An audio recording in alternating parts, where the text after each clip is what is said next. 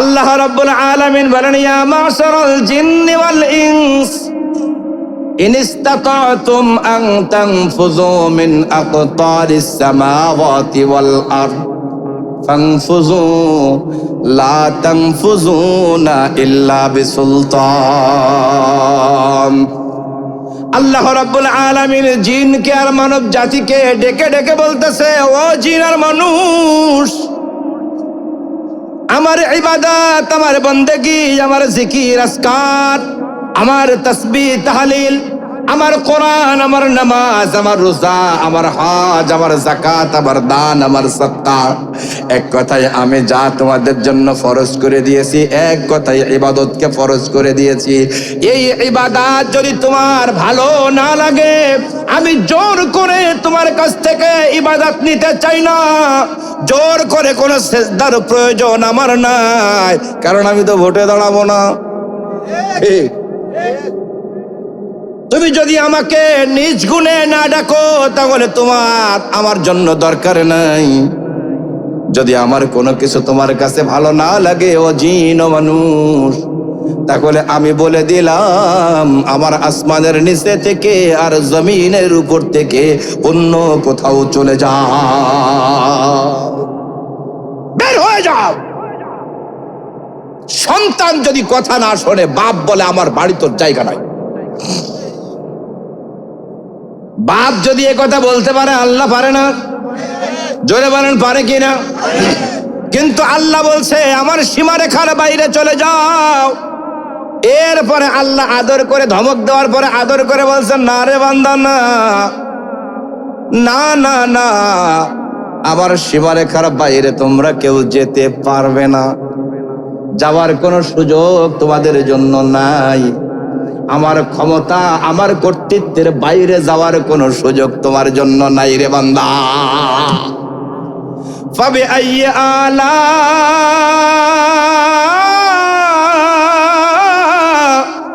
রাব্বিকুমা তুকাযযিবান। আল্লাহ বুঝ দিয়ে বলতে, যেতে তো পারবি না রে বাবা, পারবি না, পারবি না। সুতরাং বাড়াবাড়ি কেন করিস? আমি তোরে কোন কোন নিয়ামত দেই নাই, যা তুই পাস নাই আমারে বল। ছেলেকে ধমক দেয়, এরপরে বাড়ি আসলে বাবা বলে, কেন এমন করিস? তুই তো যা চাস আমি তোরে তাই দেই। তোরে স্কুল ভালো লাগে না, ওই স্কুলে যাবি, আমি সেখানে তোরে দিলাম।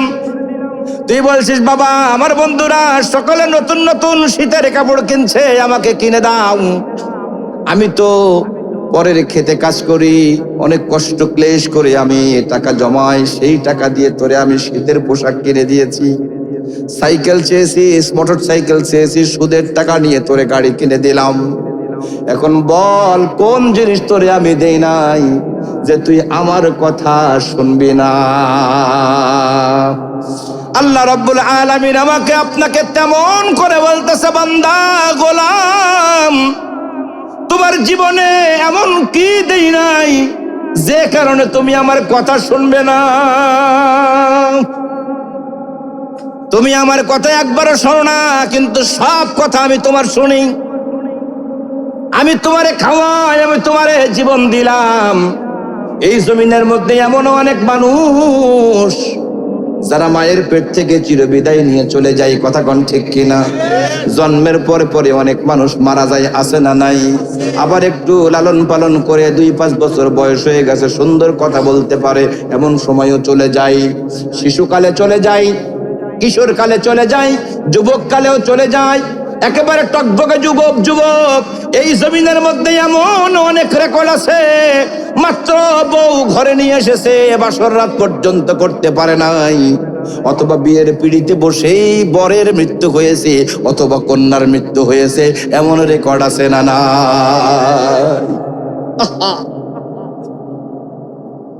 আল্লাহ বলছে, তোমার হায়াতের মালিক আমি আল্লাহ, মৌতের মালিক আমি আল্লাহ, তোমার রিজিকের মালিক আমি আল্লাহ, তোমার যা কিছু লাগে সব কিছু অবারিত করে দেই আমি আল্লাহ। তাহলে কেন আমার কথা শুনবে না? কেন আমার পথে চলবে না? বলো, আমি কোন জিনিস তোমাকে দেই নাই বলো? রোগ শোকের মধ্যে পড়ে গেছো, জীবনে কোনোদিন আমারে ডাকো নাই, একদিন হঠাৎ করে তোমার কেন জানি মনে হলো পিঠের ব্যথায়, যন্ত্রণায়, শরীরের ভিতরে রোগবালাই বাসা বেঁধেছে। ওষুধ খাওয়ার পরেও কাজ হয় না, নড়তে পারো না, চড়তে পারো না। একদিন বলতেছো, আল্লাহ এত কষ্ট আমার আর ভালো লাগে না, মেহেরবানি করে আমাকে সুস্থ করে দাও, অথবা আমাকে নিয়ে যাও। আছে না? আল্লাহ বলছে, তুই আমার নাফরমানি করেছিস বারবার, আমার সাথে অধ্যত্বপূর্ণ আচরণ করেছিস বারবার, আমার কোন বিধান মানিস নাই, আমার কথা বলিস না, নেতার পিছনে চামচামি করিস, দুনিয়ার পিছনে চামচামি করিস, বন্ধু বান্ধব, প্রেমিক প্রেমিকা তোরা নিজেরা খোঁজ গল্প গুজব করিস, একটা বারের জন্য আমি আল্লাহকে ডাকিস না। আমি তো আল্লাহ রাগ করে তোরে তো খাবার বন্ধ করে দেই নাই, আমি ইচ্ছা করলে তোর জবানটাকে বন্ধ করে দিতে পারতাম। ফজরের নামাজকে তোর জন্য ফরজ করে দিয়েছি, কিন্তু ফজরের নামাজ না পড়ে লেপ কাতার মধ্যে মুড়ি দিয়ে কি করে নাক ডেকে ডেকে ঘুমাস। আমি আল্লাহ ইচ্ছা করলে কি তোর বিছানাটাকে তোর পিঠের সাথে লাগায় দিতে পারতাম কিনা বলেন? কত মানুষ ঘুম থেকে ওঠে, আবার কত মানুষ হাজারবার ডাকলেও আর ঘুম থেকে জাগে না, ঠিক কিনা? আল্লাহ বলে, আমাকে ডাকার জন্য যদি আমি চাইতাম, পৃথিবীর সকল মাখলুকাত আমাকে ডাকতে বাধ্য হতো। কি পারতো না? আল্লাহ সিস্টেম করে দেবে, ফজরের নামাজ পড়বা না, সারাদিন উঠতে পারবা না, বিছানার সাথে তোমার শরীরটা লক হয়ে যাবে। কি পারতেন কিনা? কথা কয় না। মানে আল্লাহ সব পারে, এ পারে না মনে হয়। হ্যাঁ চান্দু, আল্লাহ পারে। আল্লাহ বলে, তুই নামাজ না পড়লে আমার কি হবে? আমার কিচ্ছু হবে না। তুই ডাকবি না, অন্য সবাই ডাকে আমারে, কিন্তু না ডাকলে লস হবে তোর। আমারে ডাকলে লাভ তোর, না ডাকলে লস তোর, আমার কিছুই যায় আসে না। এই কথা বোঝেন নাই? যদি আল্লাহ চাইতো যে ইসলাম সকলে মানতে হবে, তাহলে এত ওয়াজ নসিহত করা লাগতো না তো আমাদের। বরং আল্লাহ বলছে, লাস্তা আলাইহিম বিমুসাইতির। রাসূল, আপনার কাজ হলো বলা। আল্লাহ তাআলা আমাদেরকে বলতেছে, ও মাওলানারা, তোমাদের কাজ হলো বলা, শুধু বলে চলে আসো, গ্যাঞ্জাম করার দরকার নাই। ও মানে মানুক, না মানে না মানুক, মানলে ভালো, না মানলে আরো ভালো, ওরে এমন কায়দায় মারবো ও তখন বাঁচার কোনো লাইন পাবে না। আল্লাহ ইচ্ছা করলে সবই পারে, কিন্তু আল্লাহ করে না। আল্লাহ বলছে, আল্লাযী খালাকাল মাউতা ওয়াল হায়াতা লিয়াবলুয়াকুম আইয়ুকুম আহসানু আমালা। আমি তোমাদের জীবন আর মৃত্যু সৃষ্টি করেছি। এই জীবন আর মৃত্যুর খেলা আমি কেন খেলি জানো? আমি দেখতে চাই এই জীবন পাওয়ার পরে তোমরা কে ভালো কাজ করো আর কে মন্দ কাজ করো। শুধু পরীক্ষা। আপনি নামাজ পড়বেন, ভালো কথা, না পড়লেও ভালো কথা। পরীক্ষা হবে আজকে অঙ্ক, আপনি ইংরেজিতে লিখেই যাচ্ছেন, খাতা ভরে লিখে ফেলাইছেন। মাস্টার দেখবে, এই যে আমাদের তো স্যার বসে আছেন, উনি এসে দেখবে, কি রে আজকে তো ইংরেজি পরীক্ষা, তো অঙ্ক পরীক্ষাতে ইংরেজি লেগে গেল, মাল টাল খাইলো কিনা আল্লাহ জানে। কিন্তু উনি তো কিছু বলবে না, কারণ আজকে পরীক্ষার দিন। কিছু বলবে? কিছু বলবে না, বলা যায় নাই। যদি বলে তাহলে 7-2 নম্বর, কথা ঠিক কিনা? বলা যাবে না। ও টের পাবে কোন দিন? ফলাফল হবে যেদিন। হ্যাঁ, এই যে বরিশালের ভাষায় খায়, এমনও ট্যাপ তো পাও নাই, সেটা কত। হ্যাঁ, বুঝবো, বোঝেন ভাই? ওই দিন বুঝবা তুমি কি করেছো। তুমি অঙ্কের দিন ইংরেজি লিখে মনে করতেছো আমি তো বিরাট পাস, পাস না ফেল। ওই দিন তোমাকে পাই টু পাই হিসাব নিকাশ দিতে হবে, কথা কর ঠিক কি? এখন আল্লাহ তাআলা আমাদেরকে বানাইছেন কেন? সিম্পল কথা, মা খালাকতুল জিন্না ওয়াল ইনসা ইল্লা লিয়াবুদুন। আল্লাহ বলছে, মানুষ আর জিনকে আমি আমার ইবাদত ছাড়া অন্য কিছুর জন্য সৃষ্টি করি নাই। আমরা তরজমা করি যে মানুষ আর জিনকে সৃষ্টি করেছি ইবাদত করার জন্য, আসলে এটা না। আল্লাহ বলছে, মা খালাকতুল, আমি সৃষ্টি করি নাই, জিন্না ওয়াল ইনস, জিন এবং মানুষকে আমি সৃষ্টি করিনি, ইল্লা লিয়াবুদুন, ইবাদত ছাড়া অন্য কোনো কাজের জন্য। তাহলে আমার আপনার কাজ কি? আরো জোরে বলেন। ইবাদত মানে কি? ইবাদত মানে হলো গোলামি করা, দাসত্ব করা, আদেশকে মেনে চলা, এর নাম হলো ইবাদত। এখন আল্লাহ বলছে যে দৈনিক 5 বার তোমার জন্য আমি নামাজকে ফরজ করে দিয়েছি, সকাল এবং সন্ধ্যাকে। ওয়াসাব্বিহুহু বুকরাতাও ওয়া আসীলা, আমি সকাল আর সন্ধ্যায় আমার জিকির করার কথা তোমাকে জানিয়ে দিয়েছি। তোমরা রাতের বেলা কিয়াম করবে আর আমার কোরআন পড়বে। তোমরা ফজরের সময় তোমরা কোরআনে পাককে তেলাওয়াত করবে, এই কোরআন তোমাদেরকে শাফাআত করবে। তোমরা দুনিয়াতে যে কাজই করো না কেন সেটা আমার হুকুম মোতাবেক করবে, আমার আইন মোতাবেক করবে, তাহলেই হবে তোমার ইবাদত। কিন্তু আমরা কি সেটা করি? আমরা যে দৈনিক 5 ওয়াক্ত নামাজ, এইটাই তো আমরা পড়ি না। আপনি কেন পড়েন না বলেন তো? আর যারা পড়িও এরা আল্লাহর বিধান অনুযায়ী পড়ি না বলেই মসজিদ থেকেও জুতো চুরি হয়। কি কথা বোঝেন নাই? মসজিদ থেকেও জুতা চুরি হয়। আচ্ছা, মসজিদ থেকে জুতা কি চুরি হওয়ার কথা? আপনি শুনে আশ্চর্য হবেন। আমি একবার এক জায়গায় মাহফিলে গেলাম, প্রধান বক্তা, জুতা খুলে স্টেজে উঠছে, যাওয়ার সময় আমার সে বুট আমি আর পাইনি। তো এখন একজন বলছে যে আরে প্রধান বক্তার জুতো তোরা চুরি করলে। আমি বললাম চুরি করে নিও, ভক্তি করে নিয়ে গেছে। চিন্তা করলে কিছুই তো নিতে পারলাম না, ওয়াজ নসিহত তো নিতে পারলাম না, তো জুতাটাই নিয়ে যাই।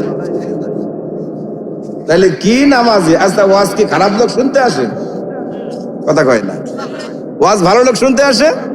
তা ভালো লোক ওয়াজ শুনতে আসে, ও যে জুতো চুরি করে নিয়ে গেল, ও কাজটাকে ভালো করলো না খারাপ করলো? তা নামাজও পড়ে, চুরিও করে, নামাজও পড়ে, সুদও খায়, নামাজও পড়ে, জিকিরও করে, নামাজও পড়ে, মিলাদও পড়ে, নামাজও পড়ে, চুরিও করে, নামাজও পড়ে, দুর্নীতি করে, নামাজ পড়ে চালের মধ্যে পাথর মিশাই, নামাজ পড়ে হলুদের মধ্যে আপনার আটার গুঁড়া মিশাই। আছে না নাই? আছে না নাই? তাহলে ওকে নামাজ? আসলে কেন এরকম করে? কারণ ওর নামাজ আসলে নামাজ না। সম্মানিত বন্ধুরা আমার, এই জন্য আমাদের কাজ হবে আল্লাহ রাব্বুল আলামিনের ইবাদতে নিজেকে মশগুল রাখা। আল্লাহ রাব্বুল আলামিন আমাকে আপনাকে সৃষ্টি করেছেন একমাত্র তার ইবাদত করার জন্য। এই ইবাদত যদি কেউ করতে পারে, দুনিয়ার সকল শান্তি আল্লাহ তাদেরকে দান করবে। এখন আপনি মনে করতে পারেন সকল শান্তি তো নামাজীদের মধ্যে নাই, সকল শান্তি আছে বড় বড় অট্টালিকার মালিক যারা, তাদের মনে। আমি বলবো না না না, একজন 5 ওয়াক্ত প্রকৃত নামাজি ইমানদারের মনের মধ্যে যে সুখ আর শান্তি আছে, আল্লাহর কসম করে বলে বড় বড় কোটিপতিদের মনের মধ্যে তার 10 ভাগের 1 ভাগও নাই। এই বলছেন নাই? সারাদিন কামলাগিরি করছে। আপনাদেরকে কি বলে যারা পরের খেতে কাজ করে? কামলা, কামলা, কৃষাণ। হ্যাঁ, কৃষাণ, পরিয়েত। এই যে রাজবাড়ির দিক বলে পরিয়েত। হ্যাঁ, দেখবেন এরা সারাদিন কাম কাজ করে বাড়িতে আসার পরে কি আর এমন খায়? ওই শাক পাতা, এই তো পাঙ্গাস মাছ, তেলাপিয়া মাছ, সিলভার কাপ মাছ, বড় মাছও জোটে না। কিন্তু যখন ঘুমায় ওর নাকের আওয়াজে ট্রাকের ইঞ্জিন ফেল হয়ে যায়। কথা কয় না? আর ওই যে বড় বড় লোকেরা সাহেব শুয়োর বলি আমি এদের, কথা বোঝেন নাই? আল্লামা সাইদি রহমতুল্লাহ আলাইহি একটা ওয়াজ করেছিলেন যে বাংলাদেশে এমনও অনেক মানুষ আছে যারা সোনার চাল দিয়ে ভাত খাইতে পারে। বিশেষ চাল, কথা কয় না? ওই যে আমাদের বিগত প্রধানমন্ত্রী, ওনার লকারে পাওয়া গেছে 832 ভরি স্বর্ণ। কারণ সুবহানাল্লাহ, কয় ভরি? 800। এই 832 ভরি সোনা দিয়ে যদি দড়ি বানানো যায়, এই দড়ি দিয়ে ওরে ফাঁসি দিলেও মরে যাবে। কথা কয় না? এ টাকা কার? আমার আপনার টাকা। কথা কয় না? তার মানে সম্পূর্ণ টাকা চুরি করে আবার বাংলাদেশের ব্যাংকের লকারে জমা করে রেখে গেছে। এবার যখন এটা উদ্ধার হয়েছে, উনি ওই পাশ থেকে বক্তব্য দিয়েছে যে ডক্টর ইউনূস আবার সোনায় হাত দিলে কেন? কথা বুঝছেন? ইউনূস আমার সোনায় হাত দিলে কেন? তো তোমার সোনায় হাত দেবে না তো কোথায় হাত দেবে? তুমি যা করিস, এ বাংলার জনগণ সব বুঝে গেছে, কথা কয় না? বঙ্গবন্ধু আল্লাহ তাআলা মাফ করে দিক, উনি বলছিলেন সবাই পেয়েছে সোনার খনি আর আমি পেয়েছি চোরের খনি। তার বাস্তব নমুনা তার মেয়ে, তার নাতনি, তার নাত ছেলে সবাই দেখাই দিয়ে গেছে, তার দলের প্রত্যেকটা কর্মীরা পর্যন্ত দেখাই দিয়েছে। আপনি কি মনে করেন? অথচ নামাজও পড়ে, রোজাও রাখে, হজও করে, যাকাতও দেয়, তসবিহ পড়ে, তাহাজ্জুদ পড়ে। আমাকে স্বামী ওসমান তো দিনে 70-80 রাকাত তাহাজ্জুদ পড়েছে, দিনে 70-80 রাকাত তাহাজ্জুদ কখন পড়ে? আর ও পড়েছে কখন? তাহলে কত বড় আল্লাহর ওলি, চিন্তা করছেন? ও দিনে 70-80 রাকাত তাহাজ্জুদ পড়েছে, 70-80 রাকাত তাহাজ্জুদ পড়েছে, 70-80 লাখ টাকা, কোটি টাকা মেরেও দিয়েছে, কথা কয় না? এখন আমাদের মধ্যে অনেক মানুষ আছে নামাজে পড়ে আবার অন্যায় কাজও করে। কারা করে, কেন করে, আমি এই নিয়ে আজকে একটু আলোচনা করব ইনশাআল্লাহ। বাবা, ইবাদতের ভিতরে অন্যতম ইবাদত হলো নামাজ। কি? নামাজ, কালেমা, নামাজ, রোজা, হজ, যাকাত। মনে করেন আমরা এই 5টা জানলাম। ইসলামের মূল স্তম্ভ কয়টা? কালেমার পরেই নামাজ। তার মানে কালেমা মানে কি? কালেমা মানে একজন মুসলমান যদি হয়, একজন মুসলমান হলে পরেই তার প্রথম কাজ কি? এ রোজা, এটা হলো একটা মৌসুমে একবার আসে, বছরে একবার। হজ বছরে একবার, সারা জীবনে একবার মনে করেন। তারপরে যদি কেউ যেতে চায়, টাকা পয়সা থাকে, সে গেল, তাও বছরে। এখন যদি কেউ কয় যে আমি হজ করতে যাচ্ছি এখন, তাইলে বুঝতে হলো বাটপা। কি? ওই যে 70-80 টাকার দিনে তাহাজ্জুদ পড়ার মতো। এখন কি হজের মৌসুম? তাহলে হজের মৌসুম হলো জিলহজ মাসে, কথা কোন ঠিক কিনা? তাহলে এটাও বছরে। যাকাত আমরা বছরে একবার আদায় করি, বিশেষ করে রমজানে সওয়াব বেশি হয়, তাই রমজানে করি আমরা। তাহলে সবগুলো হলো বাৎসরিক ইবাদত বা ওয়াকেশন অনুযায়ী ইবাদত। একমাত্র ইসলাম গ্রহণ করার পরে দৈনন্দিন 5 ওয়াক্ত নামাজ একটা মানুষের জন্য মূল ইবাদত। নামাজ এজন্য বলছে, নামাজ পড়লে মুসলমান আর না পড়লে কাফের। কোনো কথা হবে না, কোনো ফতোয়ায় কাজ হবে না। নামাজ পড়লে মুমিন, নামাজ না পড়লে, কথা কি আমার? বাইনাল আবদি ওয়া বাইনাল কুফরি তারকুস সালাহ। একজন মুসলমান আর একজন কাফেরের মধ্যে পার্থক্য কি? দাড়ি, টুপি, জুব্বা, পাগড়ি না। আল্লাহর নবী, বিশ্ব নবী বলেন, বাইনাল আবদি ওয়া বাইনাল কুফরি তারকুস সালাহ। একজন মুসলমান আর একজন কাফের। এই কাফের বলতে আমরা যাদেরকে বুঝি বাংলাদেশে, আমরা আমাদের ভাষায় বলি হিন্দু, বৌদ্ধ, খ্রিস্টান। ইসলাম ছাড়া অন্য কোন ধর্ম যদি কেউ পালন করে, আমাদের ইসলাম ধর্ম অনুযায়ী, আল্লাহর ভাষা অনুযায়ী ওই লোকটা হলো কাফের। এখন আপনি যদি মুসলমান হন, মুসলমানের ঘরে যদি জন্ম নেন, মুসলমানের সন্তান যদি হয়ে থাকেন, আল্লাহ রাব্বুল আলামিন আমাকে আপনাকে জানায় দিয়েছেন, নবীকে বলছেন, নবী হে, আপনি তাদেরকে জানায় দিন নামাজ পড়লে মুমিন আর নামাজ না পড়লে সে কাফির। এখন আপনি মনে করেন মাঝে মাঝে পড়ি, মাঝে মাঝে পড়ি না। এইবার আসেন, আপনি মুমিন থাকবেন না কাফের হবেন? আমি আপনাদের সামনে এই হাদিসটা তেলাওয়াত করেছি, মান তারাকা সালাতাম মুতাআম্মিদান ফাকাদ কাফার। নবী আমার বলেন, কেউ যদি ইচ্ছাকৃতভাবে এক ওয়াক্ত নামাজ ছেড়ে দেয়, মানে পড়ে নাই, পড়ার চেষ্টাও করে নাই, এক ওয়াক্ত নামাজ কেউ যদি ইচ্ছাকৃতভাবে ছেড়ে দেয়, আমার নবী বলেন ফাকাদ কাফার, সে যেন কুফরের দিকে প্রবেশ করে ফেলে। এক ওয়াক্ত নামাজ না পড়লে যদি সে কাফেরের রাস্তায় হাঁটে, তাইলে সারা সপ্তাহ পড়ে না, ওই ব্যক্তি কাফের কি হবে না? কথা বলেন, আরো জোরে বলেন। কিন্তু যদি ইমাম সাহেব বলে যে ব্যক্তি 5 ওয়াক্ত নামাজ পড়ে না সে কাফির, ওই ইমামের ইমামতি কি আর থাকবে? শুধু ইমামতি যাবে তা না, তার জীবন রাখাটা তখন হয়ে যাবে দায়ী।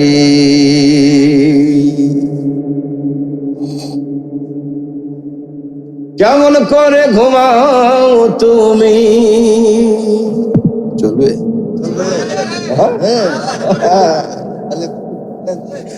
কেমন করে ঘুমাও তুমি ফজর করে কাজা, এমন তো হতে পারে কালকে জোহরে জানাজা।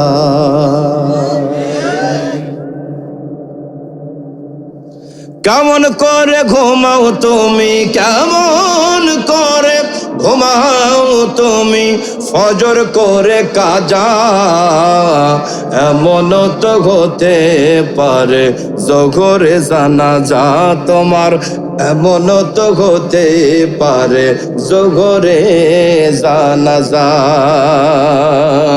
মুসলিম হয় না জন্ম নিলেই মুসলমানের ঘরে, কাফের মুমিন তফাৎ হয় নামাজের কারণে। মুসলিম হয় না জন্ম নিলেই মুসলমানের ঘরে, কাফের মুমিনের তফাৎটা হয় নামাজের কারণে। এই জীবনে নামাজ যেন ও মানুষ, এই জীবনে নামাজ যেন হয় না কবু কাজা, কারণ এমন তো হতে পারে কালকে আসরে জানাজা, এমন তো হতে পারে আজকে রাত 11টায় জানাজা। আল্লাহর নবী বলেন বাইনাল আবদি ওয়া বাইনাল কুফরি তারকুস সালাত, একজন মুসলমান আর একজন কাফেরের মধ্যে পার্থক্য নামাজ। ওই ব্যক্তির নামে কোনো পার্থক্য নাই। এই জন্য আমি বলি আব্দুল মুমিন নাম রাখলেই মুমিন হওয়া যায় না, আতর আলী নাম রাখলেই সুঘ্রাণ পাওয়া যায় না, মুসলিম উদ্দিন নাম রাখলেই মুসলমান হওয়া যায় না। আমার আপনার নবী বলেন একজন মুসলমান আর একজন কাফেরের মধ্যে পার্থক্য সূচনা করে নামাজ। নামাজ পড়লে ওই ব্যক্তি মুসলমান, আর নামাজ না পড়লে ওই ব্যক্তি কাফের কাফের কাফের। সে যদি বিশ্ব ওলি হয়, বিশ্ব বড় পীর হয়, বিশ্ব বড় মুফতি হয়, বিশ্ব বড় বক্তা হয়, ওই ব্যক্তি কাফের কাফের। এ ফতোয়া কার? আমার কথা বুঝছেন? নামাজ পড়লে মুমিন আর নামাজ না পড়লে সে কাফের। সুতরাং মুসলমানেরা বন্ধু নির্বাচন করতে হবে নামাজিওয়ালাকে, গার্জিয়ান নির্বাচন করতে হবে নামাজিওয়ালাকে, নেতা নির্বাচিত করতে হবে নামাজিওয়ালাকে।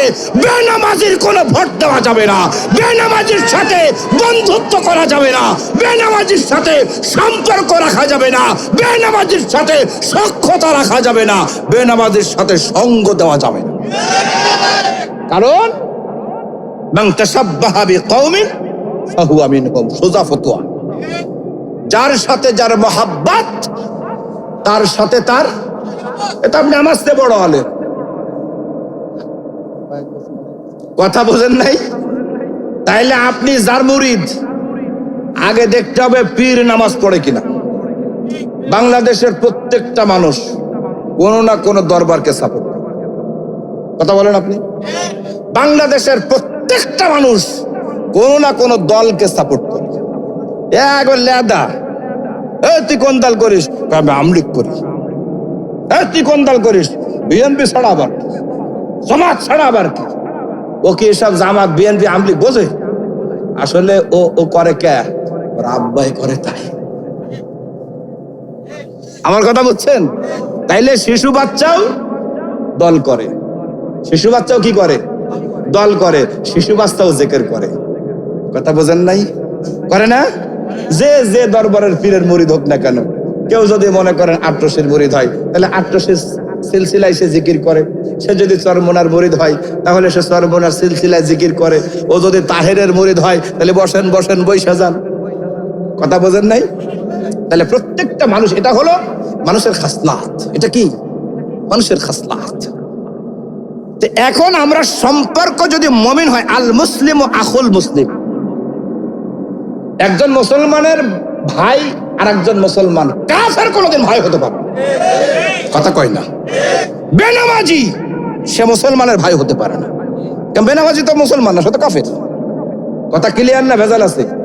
রাগ করলে করেন, আর যদি বেশি বাড়াবাড়ি করেন তাহলে শেষ। কি শেষ? ওয়াজ শেষ।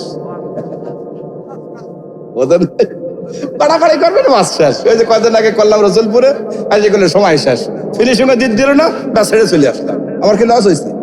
তা তো ঠিকই গুনে নিয়ে আসছি। কথা বোঝেন নাই? লস হবে কার? আপনাদের। বাবা বেশি দিন থাকবে, বেশি দিন থাকবে। এই জন্য কবি বানানে বসত বাড়ি খেতে খামারি, কিছুই যাবে না।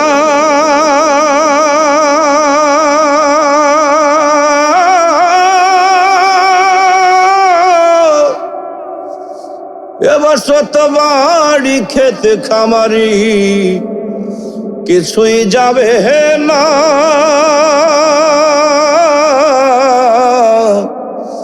মাটির বাড়ি মাটির ঘর, মাটির হবে বিছানা। সোনারি অঙ্গ মাটিতে পচে হবে সাঙ্গ। এই সোনারি অঙ্গ মাটিতে মিশে হবে সাঙ্গ। ঈমান আর আমল ছাড়া কিছুই তো আর যাবে না। কবরই হবে তোমার আসল ঠিকানা।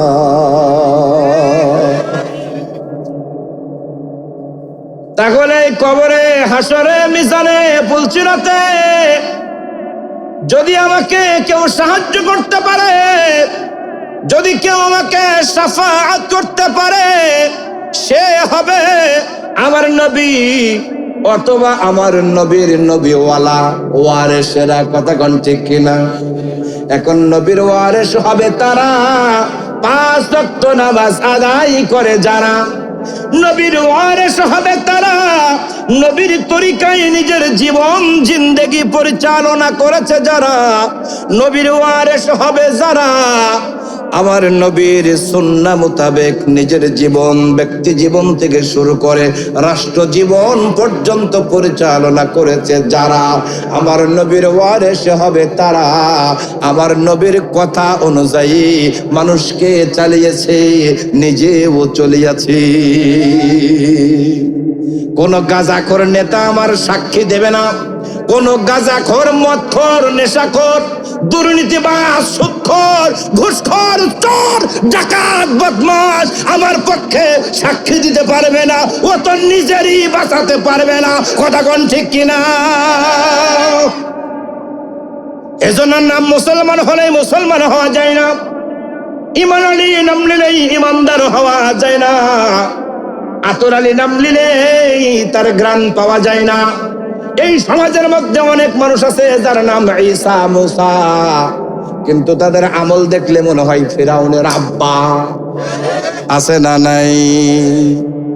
এজন্য মুসলমান যদি হতে হয় আমাদেরকে নামাজি হতে হবে, না হলে মুসলমান হওয়া যাবে না। মুসলিম হয় না জন্ম নিলেই মুসলমানের ঘরে,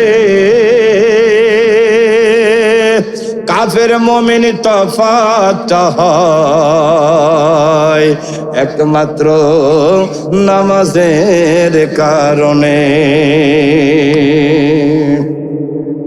এই যে নামাজ আপনি পড়েন না, কেন পড়েন না? কবরে তো যাওয়া লাগবে। এই জমিনের মধ্যে হিন্দুও কবরে যায়, বৌদ্ধ কবরে যায়, খ্রিস্টান কবরে যায়, অন্যান্য যত ধর্ম পৃথিবীতে আছে কোন মানুষ আজ পর্যন্ত বেঁচে নাই। কথা কোন ঠিক কিনা? আওয়ামী লীগ কবরে গেছে, বিএনপি কবরে গেছে, যায় না যায় নাই? জামাত ইসলাম চরমোনা, আটনজে, ফুরফুরা, দেওয়ানবাগ, রাজারবাগ, কুতুববাগ, শাহবাগ, যত বাঘ আছে কেউ বাদ যায় নাই। সুতরাং বিশ্বাস করো আর না করো, তোমাকে মৃত্যুবরণ করতে হবে, তোমাকে কবরবাসী হতে হবে। কিন্তু নবী বলেছেন বেনামাজির লাশ কবরে যখন রাখা হবে, নামাজি যদি না হয় তাহলে তাকে দুই পাশের মাটি এমন ভাবে চাপা দেবে, এই পাজরের বুকের হাড্ডি একটা আর একটার সাথে এরকম লেগে তারপরে চুরমার হয়ে যাবে।